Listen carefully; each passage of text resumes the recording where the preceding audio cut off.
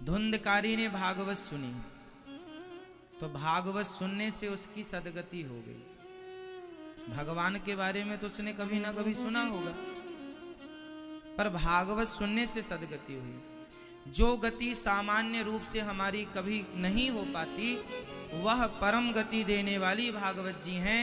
अर्थ ये निकला कि जो भागवत से जुड़ता है, जो भागवत सुनता है, उसकी किसी कारणवश उसकी दुर्गति नहीं हो सकती, उसकी सदगति होकर रहेगी।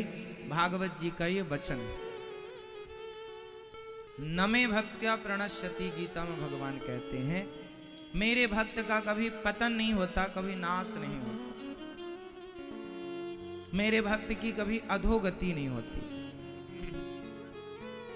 कल आप लोगों ने सुना परीक्षित को 7 दिन में मरने का श्राप लगा। जिसे 7 दिन में मरना हो उसे क्या करना चाहिए? देखो, जीवन बहुत थोड़ा है। क्षण भंगुर जीवन की कलिका, कल प्रात को जान खिले न खिले, मलया चल के सुचि सुंदर मंद सुगंध समीर, चले न चले कलिकाल कुठार लिए, फिरता तन नम्र है चोट झिले न झिले, भजले हरि नाम अरि रसना, रसना मतलब जेहवा, भजले हरि नाम अरि रसना, फिर अंत समय में हिले ना हिले। राजा परीक्षित से सुखदेव भगवान कहते हैं, जब परीक्षित ने कहा मुझे 7 दिन में मरना है और बताइए कि मेरी सदगति कैसे हो, सुखदेव भगवान कहते हैं कि जो भागवत श्रवण करेगा, अब सुनो जो हम कह रहे हैं उस पर अमल कर लो, सदगति हो जाएगी। तुमने बड़ा उत्तम प्रश्न किया है। वरीयाने सते प्रश्न क्रतो लोकहितम नृप, आत्मवित् सम्मतः पुंसाम श्रोतव्यादिषु यह परः। जिसे सिर पर मौत नाच रही है, अच्छा बताइए कौन लोग हैं वो जिनके सिर पर मृत्यु नाच रही है, मौत नाच रही है? आप में से ऐसे कितने लोग हैं जिनके सिर पर मौत नाच रही है? डर लगता है ना मृत्यु से, है ना? मरने से बहुत डर लगता है, लेकिन ये सत्य है कि सबके सिर पर मौत नाच रही है।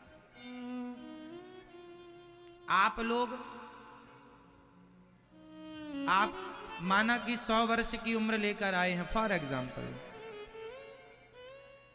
एक सांप ने एक मेंढक को अपने मुंह में दबा रखा है, तो मेंढक इतना बड़ा है और उसको मेंढक को सांप ने मुंह में दबाया है, तो आधा मेंढक तो सांप के मुंह के अंदर चला गया है और आधा मेंढक दबा हुआ है, वह भी थोड़ी देर में सांप के अंदर चला जाएगा। तो आप यदि 100 साल के हो और 25 साल के हो गए हो, मतलब 25 साल आपके मौत के मुंह में जा चुके हैं। 75 ही बचे, 100 का यदि हम गणित लेकर चलें तो। और आप यदि 80 साल की आयु लेकर आए हैं और यदि आप 40 साल के हो गए हैं, तो आपके 40 साल काल के मुख में समा चुके हैं, बस 40 साल बचे हैं। अब 40 साल में अब आपका दिन में जागना और रात का सोना, 20 साल तो सोने के निकाल लो जो व्यर्थ जाने हैं, फिर निंदा चुगली भी तो करनी है, फिर व्यर्थ की बकवासें भी करनी है। समय कितना बचा? जगा दो भैया को, जो समय बचा है उसमें सो रहे हैं, जगाओ। तो समय ऐसे जाता है वेस्ट। यदि हमें सत्संग मिल भी गया तो हमारे अंदर जो आलस्य है वो हमें छोड़ता नहीं। अर्थ क्या निकला? जीवन बहुत थोड़ा है सबका। आप एक मुट्ठी रेत अपने मुट्ठी में दबाइए, बालू, रेत कहते हैं आप लोग या बालू कहते हैं, तो आप बालू को अपनी मुट्ठी में दबाइए कस के, विशेषकर समुद्र के और नदियों के किनारे वाली बालू, रेत, उसे आप मुट्ठी में दबाइए। बताइए आप उसे कितनी देर दबा के रख सकते हैं अपनी मुट्ठी में? कितनी भी जोर से दबाएंगे, कितने भी सुरक्षित दबाएंगे, पर वो धीरे धीरे खिसकती हुई आपकी मुट्ठी खाली हो जाएगी। जैसे मुट्ठी रेत से खाली हो जाती है, उसी तरह ये जिंदगी भी एक दिन समय से खाली हो जाती है। जैसे मुट्ठी से बालू खिसक रही है, ऐसे आपके जीवन से आपकी उम्र खिसक खिसक के कम होती चली जा रही है।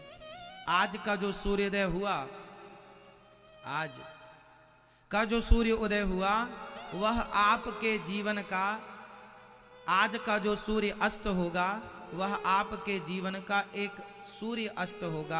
आपके जीवन से एक दिन और माइनस हो गया, कम हो गया। आप रोज पा रहे हैं या रोज खो रहे हैं? उत्तर दीजिए।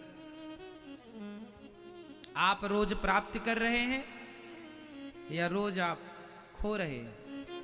जोर से। क्या खोया? समय, उम्र खो दिया। देखते देखते आप बच्चे से जवान हो गए और जवानी से कब बुढ़ापे में प्रवेश कर जाएंगे आपको खुद को पता नहीं लगेगा।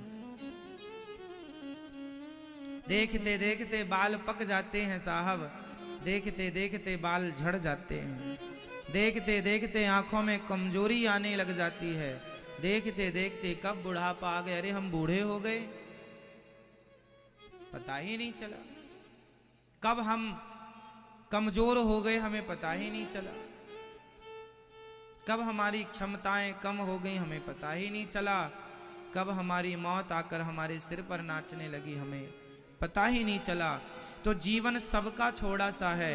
अब इस थोड़े से समय का आप सदुपयोग कर लें तो बहुत समझदार हैं आप। क्या करना है आपको? समय का सदुपयोग। अब बताइए समय का सदुपयोग क्या होता है, जरा मुझे बता दीजिए आप लोग। समय का सदुपयोग किसे कहते हैं? क्या करें कि ये कहा जाए कि ये समय का सदुपयोग है? वो कौन सा काम है जो करने से ये पता चलेगा कि ये समय का सदुपयोग है? और वो कौन सा काम है जिसको करने से ये पता चलेगा कि ये समय का दुरुपयोग है? चलो फटाफट बताओ अपना अपना उत्तर। सोने वाले जाग जाएं, बहुत ध्यान से सुने।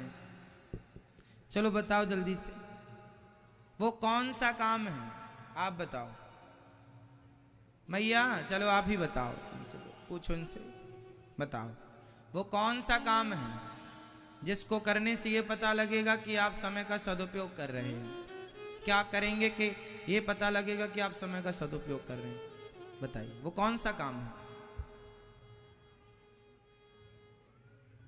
चलो आप बताओ।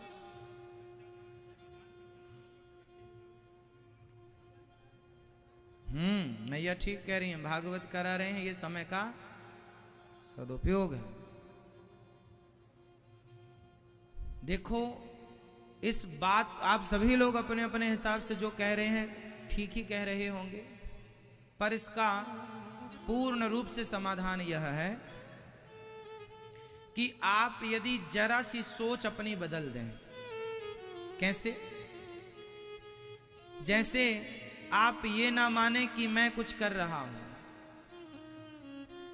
आप ये ना माने कि मैं कुछ कर रहा हूं, आप ये माने कि सब कुछ भगवान कर रहे हैं।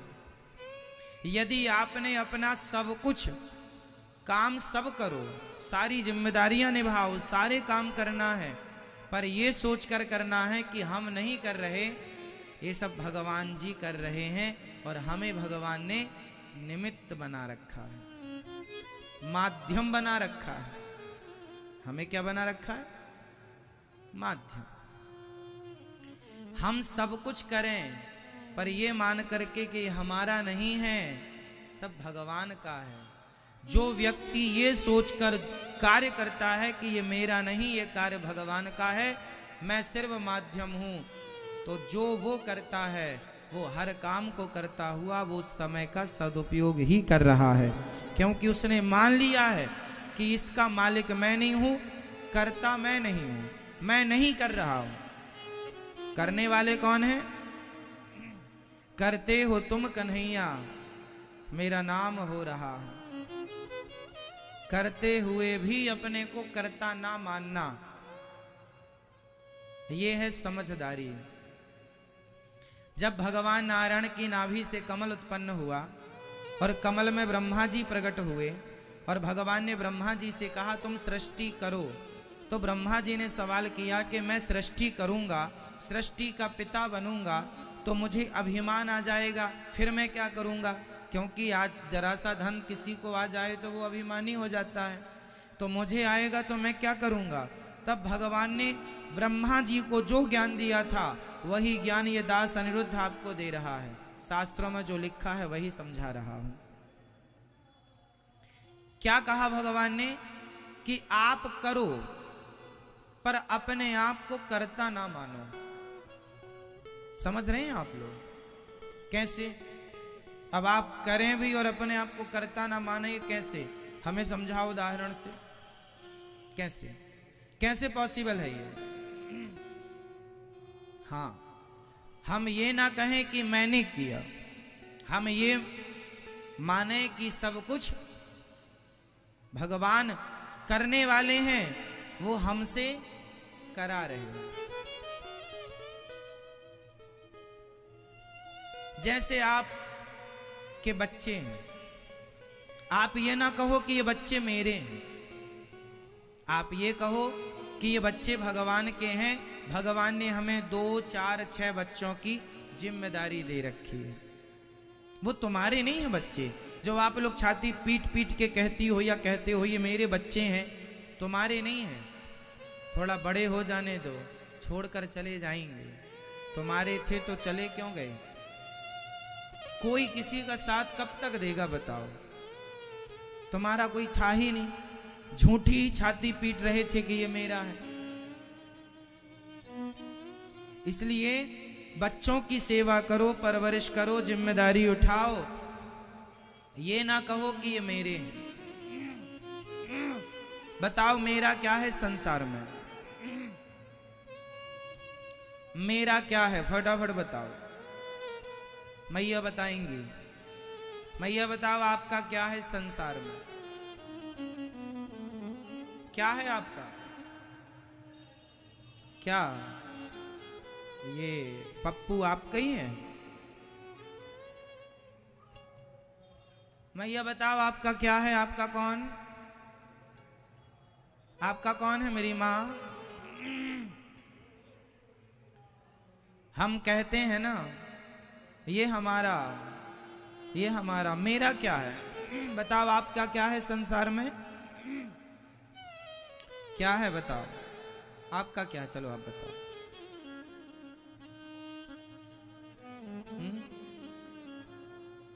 वो भी पूछ के बताएंगे।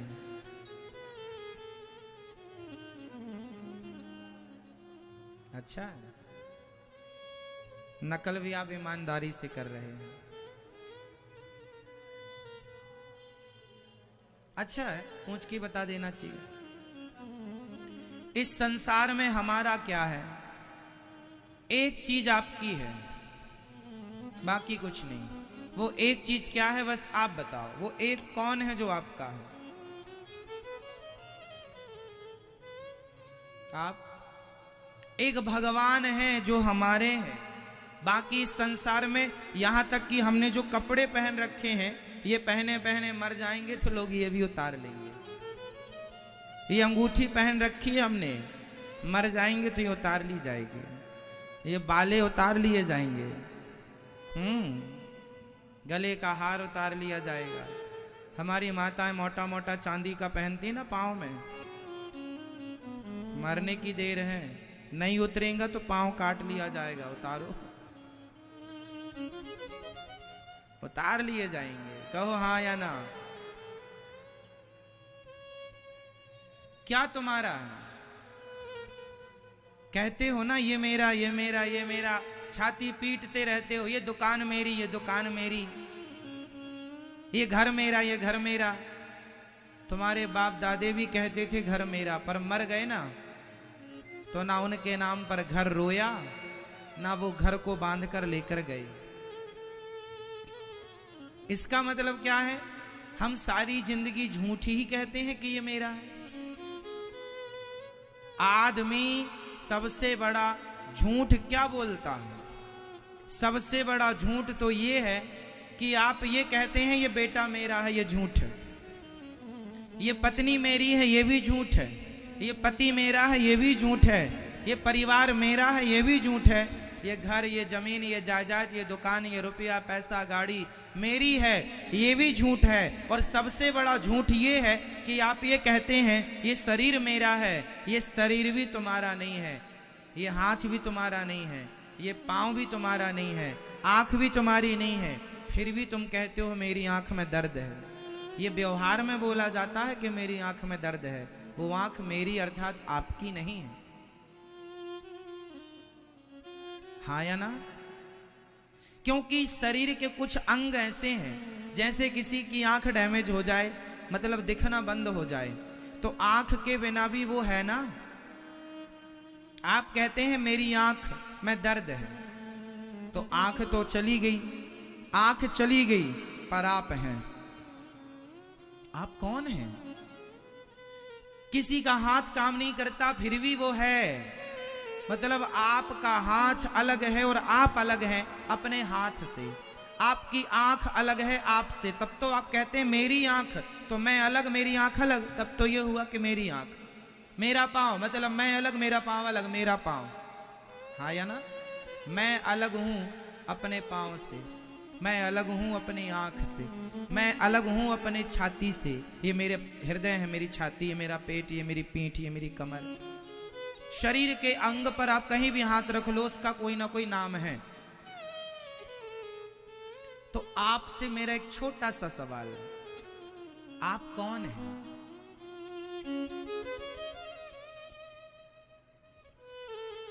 कौन है आप?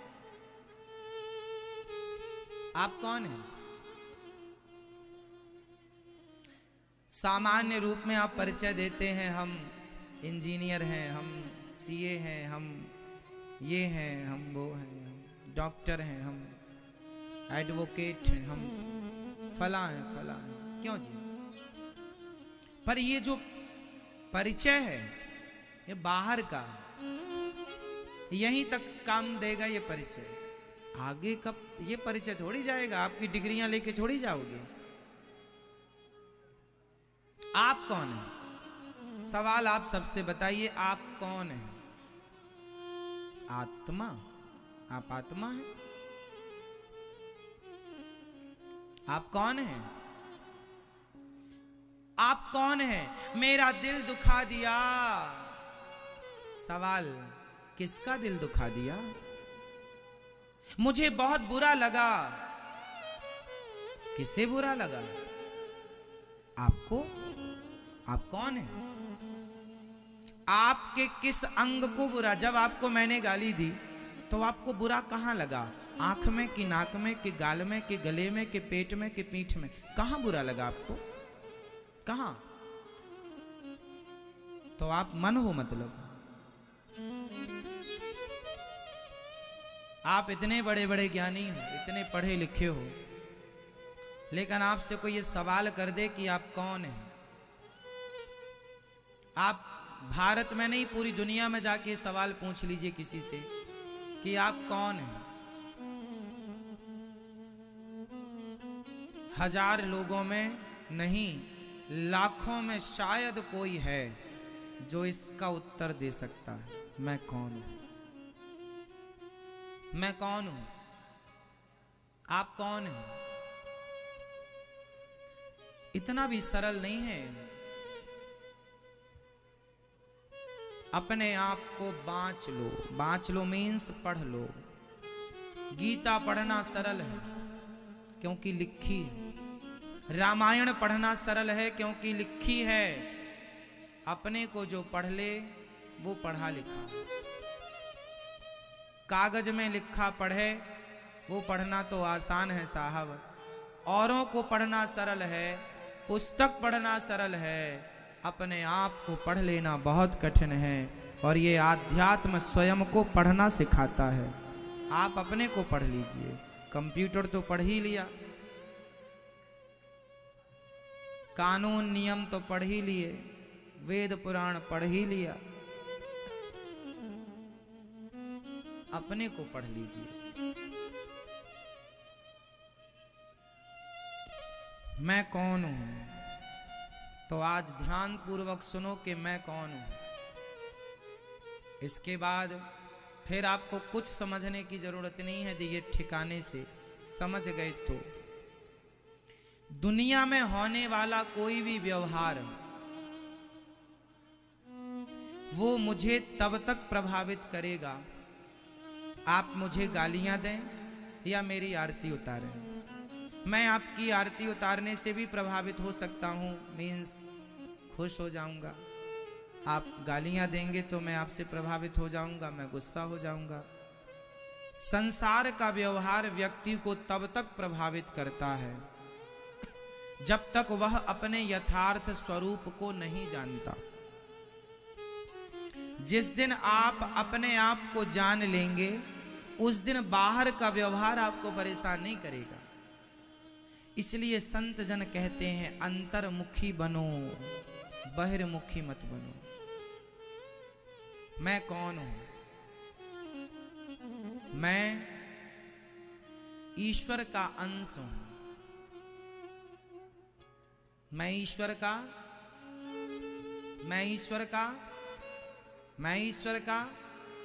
अंश हूं। कैसा अंश? समुद्र में पानी बहुत है, पर समुद्र की एक बूंद मेरे हाथ में है तो बूंद, पर है किसकी? समुद्र की, सागर की। उसी तरह तुम, हम, ये, वो सब, हम सब उस विशाल परमात्मा जो सागर की तरह है, उस परमात्मा का एक बूंद रूप से हम और आप हैं। हम कौन हैं? ईश्वर की बिंदु हैं। ईश्वर अंश, जीव अविनाशी, चेतन अमल, सहज सुख राशि। आप भी ईश्वर के अंश हैं। आप आनंद के सागर हैं। परंतु एक घटना मैं आपको याद दिलाऊं। एक शेर का छोटा सा बच्चा गीदड़ों के झुंड में मिल गया और गीदड़ों के झुंड में मिलकर वो गीदड़ों के संग रहने लगा। वही खाए, वही जाए जहां वो जाए, वही पिए जो वो पिए, वही नहाए जहां वो नहाए। गीदड़ बोले हुआ हुआ तो ये भी कोशिश करे हुआ हुआ बोलने की। एक दिन कोई शेर आया और शेर ने दहाड़ लगाई, सारे गीदड़ भाग गए, वो भी भागने लगा। तो शेर ने रोका, यहां तू तो हमारी जाति का है, तू गीदड़ों के संग क्या कर रहा है? उसने कहा नहीं, ये हमारे रिश्तेदार ये हैं, हम इनकी जाति के हैं। शेर ने कहा ना, तू हमारी जाति का है तो गीदड़ों के झुंड में मिलके तूने अपने आप को गीदड़ मान लिया है। कौन? शेर का बच्चा। दहाड़ा और वो भी दहाड़ा तो सारे गीदड़ भाग गए। वो था शेर का बच्चा, पर गीदड़ों के झुंड में मिलके अपने आप को क्या समझ रहा था? गीदड़। जब उसको यथार्थ रूप किसी ने बताया, समझ में, अरे मैं तो ये था और अपने आप को ये समझ रहा था। बस मेरी माँ, आप सब उस शेर की संतान, मीन्स भगवान की संतान हो, पर गीदड़ों के झुंड में रह रह कर आपने अपने आप को गीदड़ मान लिया। वो दुखी है, आपने भी अपने आप को दुखी मान लिया। वो रो रहा है, आपने भी अपने आप को रोता हुआ दिखा दिया। हम भी रो रहे हैं क्योंकि वो रो रहा है। वो हाय हाय कर रहा, हम भी करने लगे क्योंकि वो कर रहा है। कभी आपने अपने यथार्थ स्वरूप को पहचाना ही नहीं, कभी आपने अपने आप को जाना ही नहीं। सारी जिंदगी दूसरों को जानने में लग गई, ना दूसरों को जान पाए ना खुद को जान पाए। हम दूसरों को जानने आए ही नहीं थे, हम तो अपने आप को जानने आए थे कि हम कौन हैं। अपने आप को कभी जाना ही नहीं, दूसरों के पीछे भागते भागते सारी जिंदगी गुजार दी। कौन हो तुम? उस परमात्मा की संतान हो जो आनंद का स्वरूप है। ईश्वर अंश जीव अविनाशी, तुम विनाशी नहीं हो, तुम विनाशी, तुम अविनाशी हो। जैसे भगवान का विनाश कभी नहीं होता, ऐसे तुम जीवात्मा का विनाश कभी नहीं होता। लेकिन तुम हो अविनाशी, लेकिन अपने आप को विनाशी समझ रहे हो, क्योंकि गीदड़ों की झुंड में, अज्ञानियों की झुंड में अज्ञानी हो गए हो ना। इसलिए अपने आप को ज्ञानी बनाओ, अपने आप को ये समझाओ कि मैं संसार का नहीं हूं। मैं संसार में बच्चे पैदा करने, सम्मान पाने, किसी की निंदा करने, ईर्ष्या करने, चुगली करने, झूठ बोलने नहीं आया। समझाओ अपने आप को कि मैं कौन हूं। मैं ईश्वर का अंश हूं।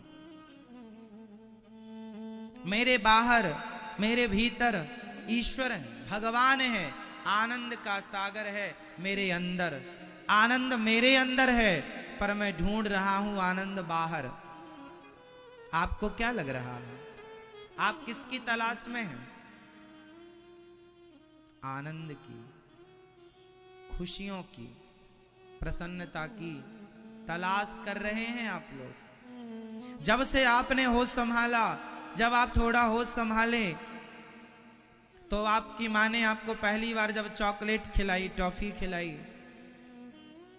तो आपने चॉकलेट खा करके माँ से फिर मांगा दो, क्योंकि आपने तलाश चालू कर दी आनंद की। आपको पहली बार आनंद आया चॉकलेट में, थोड़ा बड़े हुए, फिर आपको माँ ने खिलौना पकड़ाया, खिलौना छूट गया तो आप रोने लगे। अब आपको आनंद आप तलाश रहे हैं खिलौने में। समझना, आप आनंद की तलाश अब कहां करने लग गए? बोलो, खिलौने में। थोड़ा बड़े हुए, जवान हो गए, सबको देखा कि सब मोबाइल चला रहे हैं। काश मेरे पास भी मोबाइल होता। माँ, पापा, पिताजी मोबाइल दिला दो। अब आपने मोबाइल माँ से मांगा और आप अपना आनंद, अपना जीवन का सुख आप मोबाइल में तलाशने लग गए। उंगली से घुमाने लग गए मोबाइल को। कहाँ आनंद है, कहाँ आनंद, क्या देखूं कि आनंद मिल जाए, क्या देखूं कि आनंद मिल जाए। क्या व्हाट्सएप में आनंद है कि फेसबुक में? क्या आनंद कहाँ मिलेगा? तलाशते तलाशते मोबाइल भी रह गया, पर वो आपकी जो चाह थी ना, वो पूरी ना भई। जो आपकी खोज थी,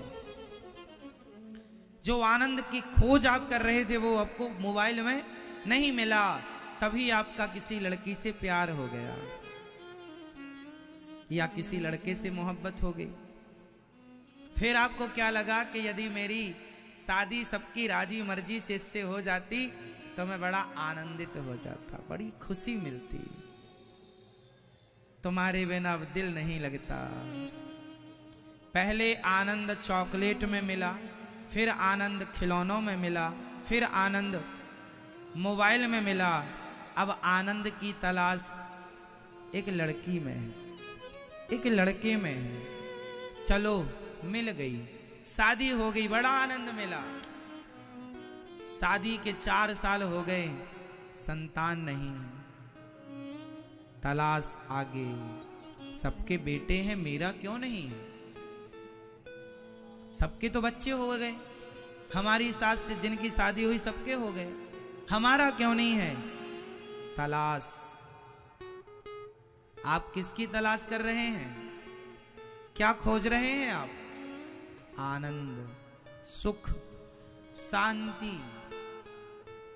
पहले पत्नी में शांति लगी, फिर पुत्र मिल जाएगा तो शांति, तलाश शायद अब पूरी हो जाएगी। चलो, पुत्र भी शायद ठाकुर जी ने कृपा करके दे दी। तलाश पूरी हुई ना, बेटा बेटी से फ्री हुए, अब कोठी बंगलों की चाहत हो गई। बड़ा घर होना चाहिए हमारा, आलीशान बंगलों में रहना चाहिए हमें। तलाश तलाश, बंगले की तलाश। बंगला हो गया साहब, हमारी गाड़ी पुरानी हो गई, अभी नई गाड़ी आई है 1 करोड़ की है, वो मिल जाए तो उसकी तरह हमारा भी जलवा हो जाए। तलाश आनंद की, तलाश सुख की, गाड़ी की तलाश में निकला, मिल गई गाड़ी, 1 करोड़ की गाड़ी ले आया, बड़ा खुश। तभी यमराज ने यमदूतों को भेजा, चल अब मुझे तेरी तलाश है, आजा। यमदूत आए तो डर गया, आप कौन? अच्छा हमें नहीं जानते, हम यमदूत। अरे जल्दी आ गए आप, जल्दी, अपनी उम्र देखो कितना का हो गया मैं, 80 पार हो गया। सारी जिंदगी तलाश करने में गुजार दी, तलाश करने में, खुशियां ढूंढने में निकाल दी। अरे जिसे तू तलाश कर रहा था बाहर, वह आनंद तुझे लगा बंगले में आनंद है, पत्नी में आनंद है, पुत्र में आनंद है, गाड़ी और बंगले में आनंद है। आनंद इनमें कभी किसी को मिला कि तुझे मिलेगा? आनंद के सागर परमात्मा तेरे भीतर बैठे हैं। कभी तूने आंख बंद करके उस श्री कृष्ण का ध्यान किया ही नहीं, जो आनंद के सागर हैं, वो तो भीतर थे। आनंद तो तेरे अंदर था और तू बाहर ढूंढ रहा था, मर गया।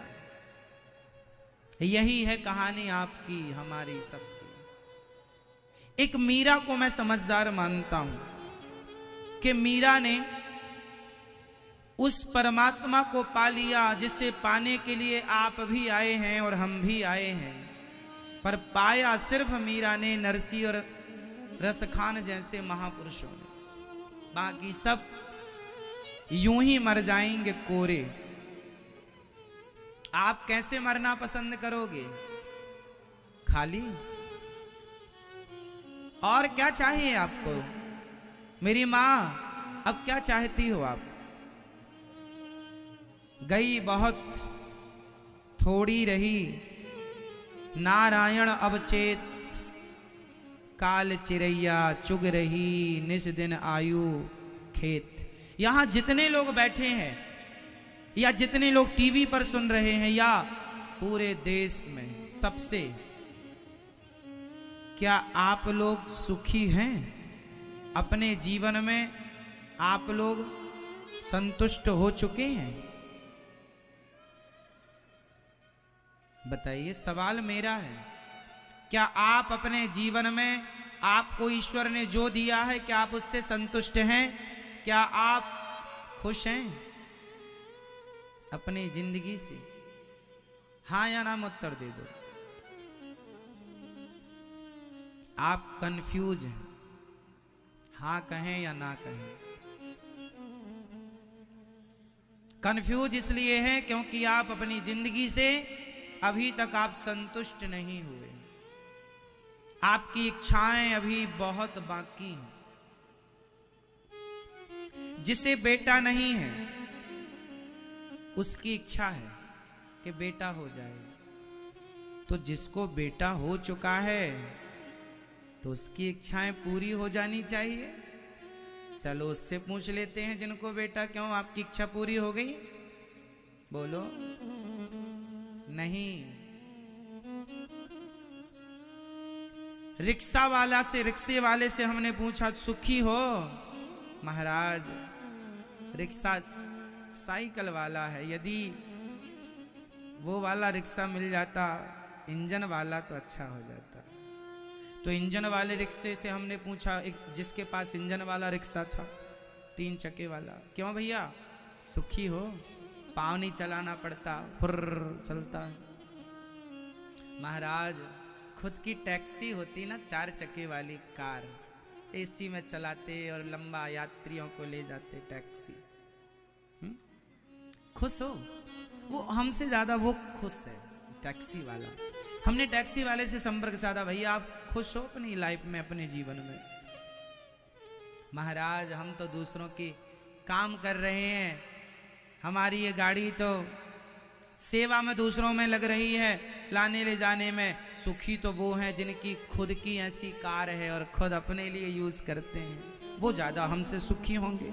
हमने उनसे पूछा जिनकी खुद की गाड़ी थी 15-20 लाख की, भैया आओ जी सुखी हो? महाराज ये गाड़ी देख रहे हैं आप कितनी पुरानी हो गई, हमारे दोस्त ने अभी 50 लाख की गाड़ी खरीदी, चलो उससे मिलते हैं। क्यों भाई 50 लाख की गाड़ी कब ली? बोले पिछले महीने। सुखी हो? महाराज हमारा एक दोस्त है, उसके पिता ने उसके लिए हेलीकॉप्टर खरीदा है। काश हमारे पास भी होता। फिर मैंने हेलीकॉप्टर वाले से संपर्क साधा, भाई राम राम। राम राम। हेलीकॉप्टर में उड़ के अच्छा लग रहा है, खुश हो? महाराज खुद की प्लान होती तो कितना बढ़िया हो जाता। अंबानी लोगों की खुद की है, खुद का सब बढ़िया हो जाता। आप भारत देश में रिक्शा वाला भी है और अडानी अंबानी भी है।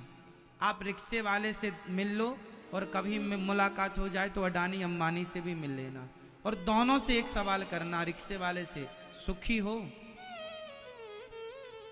तो वो कह देगा भी ये मिल जाता तो और खुश हो जाता। और अडानी अंबानी से पूछेंगे सुखी हैं, तो वो कहते अभी ये और हो जाता तो सुखी हो जाते। मतलब आदमी जो है, काश जितना ईश्वर ने आपको दिया है काश उतने में आप खुश होते, तो आप में से सब ऑलरेडी सुखी हैं, कोई दुखी है ही नहीं। आपकी इच्छाओं ने आपको परेशान कर रखा है। जो है, जो प्राप्त है, काश वो पर्याप्त हो जाता। जो प्राप्त है वो पर्याप्त हो जाता तो आप जैसा सुखी कोई नहीं। पर जो प्राप्त है आप उस प्राप्त में संतुष्ट नहीं हैं, अन्य इच्छाएं आपको परेशान करती हैं। और आज इंसान की स्थिति ये है कि जो हमारे पास नहीं है वो सोना है, और जो हमारे पास है वो मिट्टी है। आज समझ रहे हैं आप बताइए आपके घर में क्या क्या है? आपसे एक सवाल, जो चीज, जो सामान, जो वस्तु आपके घर में है, क्या उसकी वैल्यू आपके जीवन में है? जो है आप उसको महत्व देते ही नहीं। जो आपके पास नहीं है आप उसकी तरफ ज्यादा भागते हैं, और जो नहीं है वो मिल जाए ना तो उसकी वैल्यू दूसरे दिन कम हो जाएगी, उसकी बढ़ जाएगी जो आपके पास। इसलिए जो नहीं है उसकी इच्छाएं कर करके आप परेशान हैं। काश जो है उसमें आप प्रसन्न रहना सीख लेते तो आपसे सुखी धरती पर कोई है ही नहीं। आप ऑलरेडी सुखी हैं, पर देखा देखी में आप दुखी बनते हैं। आप जो मेरे से सवाल करते हैं, महाराज जी हम बड़े दुखी हैं, हम उनसे एक सवाल पलटकर जरूर करते हैं, आप दुखी हैं तो बताइए आपको किस बात का दुख है? आप बताइए आप में से कितने लोग ऐसे हैं जो दुखी हैं अपने जीवन में? उठा लो आज हाथ, बिल्कुल सच्ची सच्ची सही ढंग से उठाना। जो दुखी हैं वो हाथ उठा लें।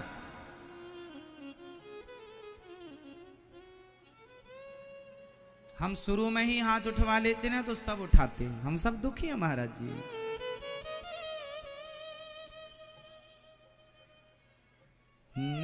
सो आराम से।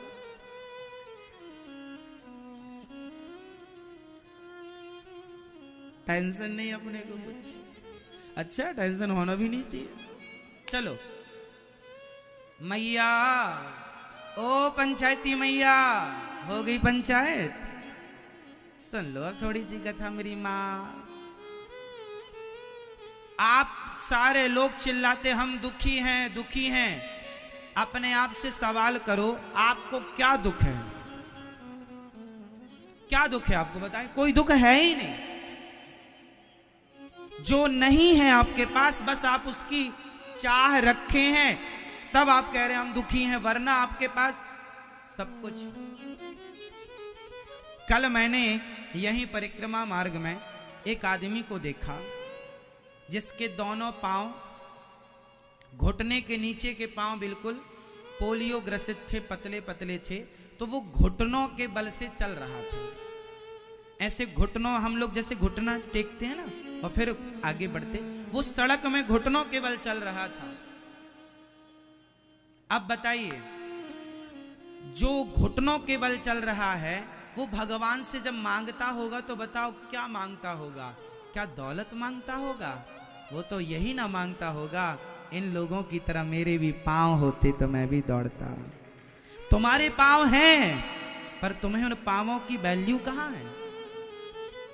तुम्हें तो वो चाहिए जो तुम्हारे पास नहीं है, जो है। एक अंधा आदमी मेरे पास आया, जो अभी पिछले महीने उसकी आंखें डैमेज हो गई, रो रहा था। क्या हुआ? महाराज जी, आंखों में अब ना के बराबर दिखता है, दिखता ही नहीं, थोड़ा थोड़ा दिखता है। अच्छी थी, कोई दिक्कत नहीं थी। महाराज जी, हमारे पास घर है, गाड़ी है, खुद की दुकान है। जब आंखें थी ना, तब दुकान के लिए, घर के लिए मरते थे। अब ऐसा लगता है कि कोई हमसे दुकान ले ले, हमारा घर ले ले, बस हमारी आंखें हमें लौटा दे। कोई मिल जाए जो सब लेकर हमारी आंखें हमें दे दे। सबसे कीमती आपकी आंखें हैं, सबसे कीमती आपके पांव हैं, सबसे कीमती आपके हाथ हैं, सबसे कीमती आपका स्वस्थ शरीर है। फिर भी आप गाना गाते हैं हम दुखी हैं। कहां से दुखी हो साहब? क्या दुख है? क्या दुख है? तुमने दुख देखा है क्या होता है? जरा सा नुकसान हो गया, जरा सी बात बिगड़ गई, तुमने अपने आप को दुखी मान लिया। सास सुनती नहीं है, बहू सुनती नहीं है, ये भी कोई दुख है? ये तो तुम्हारा रोना है, और ये रोना ना तुम्हारी सास का छूटा था, ना सास की सास का छूटा था, ना उसकी सास की उसकी सास की उसकी सास का छूटा था। और तुम मर जाओगी, तुम्हारा नहीं छूटेगा, यूं ही अज्ञान में तुम मर जाओगी। समझ लो मेरी माँ, ये रोना छोड़ दो कि ये अच्छा नहीं है, ये बुरा नहीं है, ये ऐसा है। सब शिकायतें छोड़ दो, जो ईश्वर ने दिया है आनंद से उसका लाभ लो, और ईश्वर का थैंक यू, धन्यवाद बात बात में करना सीखो, प्रसन्न रहना सीखो। अपने आप को जानो कि मैं कौन हूं। इच्छाओं का कोई अंत नहीं, इच्छाओं का कोई अंत नहीं। इसलिए आप सुखी हैं या दुखी हैं? उत्तर दो। आप सुखी हैं या दुखी हैं? अभी के पहले आप दुखी थे कि नहीं? अभी के पहले आप क्या थे? दुखी थे। अभी क्या हो गए? सुखी क्यों हो गए? क्योंकि आप ये समझ गए कि हमारे हाथ में कुछ नहीं है, जो है उसका सदुपयोग करें। जो ईश्वर ने दिया है उस दिए का थैंक यू, धन्यवाद करें। जो नहीं मिला, शिकायत। एक किसान था, सुनिएगा एक छोटी सी कहानी। एक किसान था, वो खेत में हल चला रहा था। उसके हल से एक सोने का एक कोई सामान्य घड़ा टकराया, और घड़ा टकराया तो वो कुसिया होता है ना, हल में जो नीचे पैना सा, उसे कुसिया कहते हैं। वो कुसिया उस घड़े में छेद किया और उसे ऊपर ले आया, तो सोने से भरा हुआ घड़ा किसान को खेत में मिल गया। अब किसान प्रसन्न हो गया, वाह इतना सारा सोना, कोई राजा महाराजा का गड़ा हुआ सोना उसे मिल गया। सोने में थोड़ी माटी थी, किसान को लगा चलो पास में एक सरोवर है, झील है, चलो धो देते हैं। तो एक टोकनी थी उसके पास, टोकनी में सारी मोहरें डाली, मोहरें मीन सोना डाला और पानी में धोने लगा। इतना वजन था उसमें कि वो जैसे ही डाल के पानी में डाला, उठाया, उठा नहीं, पानी में डूब गई वो टोकनी। सिर्फ दो, जाते जाते पकड़ा तो दो उसके हाथ आई, दो मोहरें रखा। अब जब चला, गहरी थी वो झील, बड़ी थी झील, अब वो चिल्लाने लगा, धोते धोते चली गई मेरी तो, धोते धोते चली गई। इसको लोग ऐसा भी कहते, मेरी तो धोमते धोमते चली गई। अलग अलग भाषाओं में इसको, मेरी तो धोमते धोमते चली गई मतलब मेरी तो धुलते धुलते चली गई। अब वो रो रहा, मेरी तो धुलते धुलते चली गई, धोमते धोमते चली गई, रो चली गई, चली गई, चली गई, चली गई, चली गई, चली गई। पत्नी आई, किसान की पत्नी थी, उसे लगा चलो पति देवता को मैं आज नाश्ता वहीं दे आती हूं, तो बढ़िया रोटी अचार लेकर आई। देखा तो पत्नी किनारे बैठा रो रहा था। क्या हुआ? अरे पूरी कहानी बताई, सोना मिला, हमने यहाँ धोया, पूरी धोमते धोमते मैं चली गई, हमारी तो धोते धोते ही मैं चली गई। अब पत्नी बोली, अरे पाई तो धोई क्यों, पाई तो पाई, धोई क्यों, काहे धोई, का जरूरत थी धोने की, घर में धुल लेते। पाई तो पाई धोई क्यों, पाई तो पाई धोई क्यों, पाई तो पाई धोई क्यों, पाई तो पाई धोई क्यों। पत्नी भी रोई, पति भी रोया। उसके बेटे को लगा माता पिता गए, आए नहीं। आया बेटा, अरे माँ बाप को रोता देखा, क्या हुआ? बोले यहाँ सोना निकला, धोए और गिर गया। तो बेटा बोला, पाई तो पाई खोई क्यों। माँ बोली, पाई तो पाई धोई क्यों। बेटा बोला, पाई तो पाई खोई क्यों। और पति बोला, धोते धोते चली गई, मेरी तो धोते धोते चली गई। अब बताइए, तीनों रो रहे हैं। क्यों रो रहे हैं? क्योंकि चला गया। जो चला गया उसके लिए रो रहे हैं, पर वो ये भूल गए कि उनके पास अभी दो मोहरें, तुम्हारे बाप दादों के पास भी ये दो मोहरें नहीं थी। वो दो मोहरें से ही तुम्हारा गुजारा ठीक से हो सकता है। जो है उसकी खुशी नहीं है, जो चली गई उसका दुख है। आज के इंसान की यही हालत है। जो आपको ईश्वर ने दे रखा है, आपको उसकी खुशी नहीं है। जो नहीं है, औरों के पास है, उनको देख देख के आप परेशान हो रहे हैं, रो रहे हैं। उन्हें मिला, हमें क्यों नहीं? अरे जो तुम्हारे भाग्य का था वो तुम्हें मिला, जो उनके भाग्य का था वो।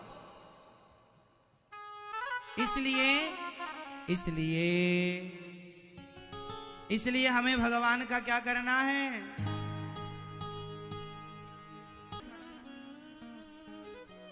हम तेरा दिया खाएं,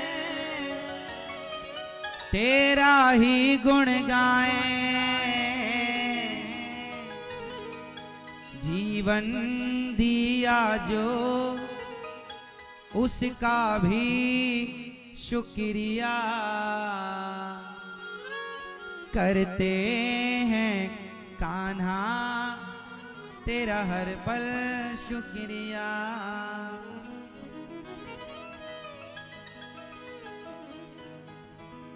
हमें शिकायत नहीं है जिंदगी से, हमें किसी से शिकायत। आपको किससे शिकायत है बताइए? आपको खुद से? खुद से क्यों है? आपको किससे शिकायत है बताओ? आपको किससे शिकायत है? हाँ, अपने आप से। आपको किससे शिकायत है?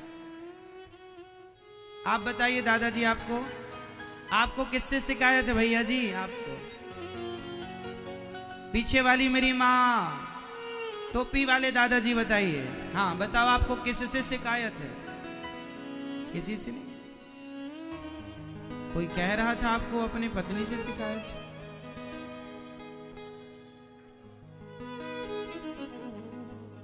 मैया आप पीली साड़ी वाली बताओ, आपको किससे शिकायत है? किसी से नहीं। बेटा तो आपका बता रहा था मम्मी को पापा से बड़ी शिकायत है।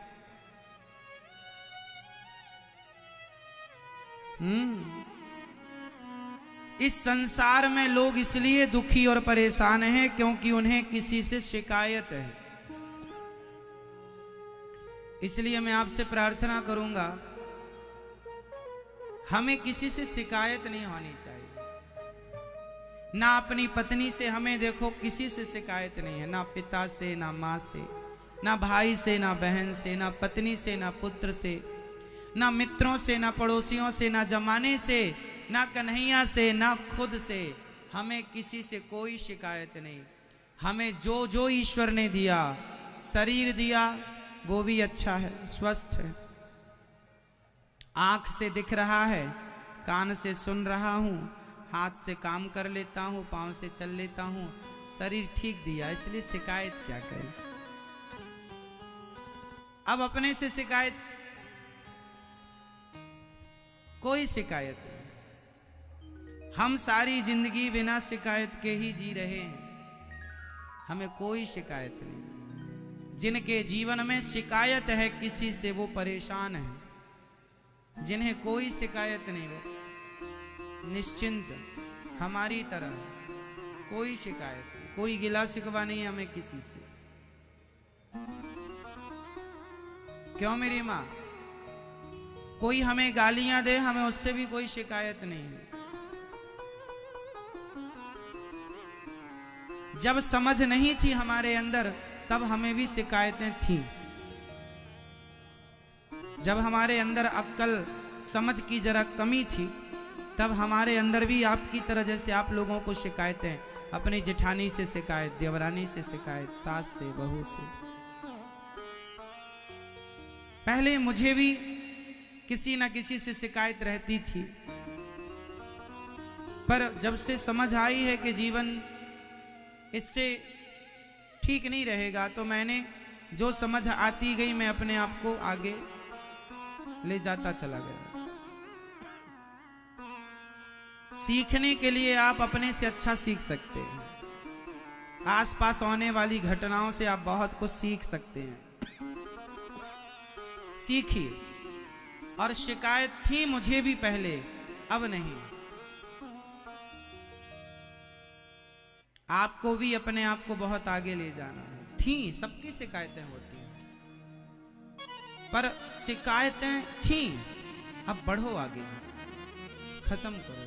शिकायतें थी तो भी क्या हो गया, तो भी क्या हुआ, और अब नहीं है तो ज्यादा खुश हूं। जब शिकायतें थी तब परेशान था, शिकायतें नहीं हैं, खुश रहता हूं।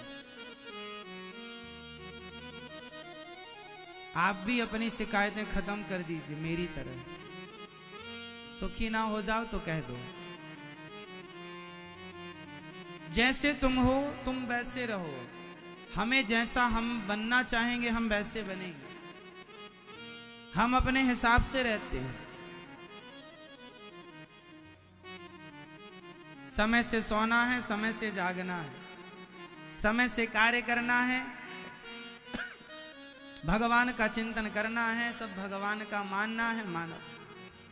बहुत अच्छी जिंदगी है। संसार में रहो, पर संसार के बंधनों से थोड़ा दूर रहो, आजादी से रहो। आजादी मीन्स, कल हमने कहा था आजादी रावण जैसी आजादी नहीं, राम जैसी आजादी। हम बंधे हैं मर्यादा से, संस्कारों से, फिर भी हम ये मानते हैं कि हम कुछ नहीं करते, जो कर रहे हैं सब, इसलिए हम ज़्यादा परेशान नहीं होते। जो आदमी ये मानता है मैं कर रहा हूँ, वो आदमी परेशान होता है। जो ये मान ले सब भगवान कर रहे हैं, टेंशन नहीं है, चिंता नहीं है। एक सज्जन हमसे बोले यहाँ पे इतना कार्य हो रहा है, हजारों लोग नित्य भोजन करते हैं, आज किसी के घर में 2-4 लोग ज़्यादा आ जाएं तो वो परेशान हो जाता है, और यहाँ हजारों लोग, कोई भी यहाँ सबको भोजन यहाँ मिल रहा है, आप कैसे करते हैं? हमने कहा महाशय यही तो बात है, हम करते तो हम परेशान होते, करने वाले भगवान हैं इसलिए हम परेशान नहीं होते, और सब हो रहा है क्योंकि हमने कभी अपने आप को करने वालों की लिस्ट में सम्मिलित किया ही नहीं। हम कर रहे हैं ऐसा हमने कभी सपने में कहा ही नहीं। मेरी औकात नहीं है कि मैं कुछ कर सकूं, कर सकता हूं कुछ, करने वाले भगवान हैं बस। इसलिए सब कुछ करिए पर कुछ भी करने का अभिमान मत रखिए। ये मान लीजिए दिल से कि सब कुछ भगवान। महाभारत के युद्ध में अर्जुन जीत गए, वो जीत अर्जुन की थी या श्री कृष्ण की जीत थी? ना होते भगवान तो अर्जुन के गांडीव में इतनी ताकत नहीं। ये अर्जुन वही अर्जुन है, एक बार जंगल के भीलों से हार गए थे, आपको पता है युद्ध में। महाभारत को जीतने वाले अर्जुन जंगल के कोल भीलों से युद्ध में हार गए थे। समय पुरुष बली नहीं होता है, समय होत बलवान, भीलन गोपी लूट लई, वही अर्जुन वही बाण। अर्जुन हार गए भीलों से, महाभारत को जीतने वाला अर्जुन भीलों से हार गया। क्यों? क्योंकि तब भगवान की कृपा थी, तब भगवान साथ थे। अब भगवान ने इसलिए ये दिन दिखाया कि तुम ये अभिमान ना करना कि तुमने महाभारत जीता, तुम्हारी हैसियत तो भीलों से जीतने की नहीं है, मेरी कृपा से तुमने जीता है। इसलिए अर्जुन ये झूठा अभिमान ना पालो कि तुमने जीता। आप लोग भी ये झूठा अभिमान ना पालिए कि आपने कुछ किया है। आपसे भगवान कुछ कुछ करा रहे हैं, ये उनकी लीला है ना। इसलिए झूठा अभिमान पाल के बैठ जाओ, ये अच्छा नहीं है। तो यहां पर अभिमान ना हो और मैं करता हूं ऐसा नहीं, करते भगवान है। तो जीवन में टेंशन बिल्कुल नहीं लेने का, प्रसन्न रहने का। हर हाल में क्या रहेंगे? बोलो घी, बोलो ही, बोलो ही। मैया बोल दो ना मेरी माँ, मैया मुंह छिपा के बोल रही है, दांत नहीं है इसलिए। कोई बात नहीं, दांत नहीं है तो क्या हुआ, हंसो, थोड़ा हंसा करो। ये जो प्रसन्नता है ना आपकी होठों की, ये पैसे से नहीं आती साहब, ये आती है। और हम जो भी करते हैं ना वो प्रसन्नता के लिए करते हैं। इसलिए हमें हर हाल में, हर स्थिति में क्या रहना चाहिए? खुश रहना चाहिए। क्या रहना चाहिए? प्रसन्न। सुखदेव भगवान ने राजा परीक्षित से कहा, निद्रया ह्रियते नक्तम व्यवायेन चवावयः दिवाचार छे हया राजन कुटुंब भरणेन। अच्छा बताओ कथा किस किस को अच्छी लग रही है? समझ में आ रही है आप लोगों को कि नहीं आ रही है? क्या समझ में आया आपको? ठीक है, अभी पूछेंगे शाम को। जो कथा टीवी पर सुन रहे हैं, आप मोबाइल पर, यूट्यूब पर जरूर कथा